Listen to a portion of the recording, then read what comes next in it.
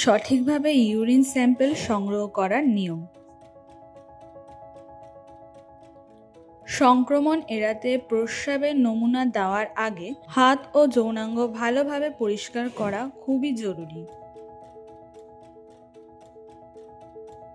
প্রথমে একটু প্রস্রাব টয়লেটে ফেলে দিন, যাতে বাইরের যে কোনো দূষণ বা জীবাণু পরিষ্কার হয়ে যায়।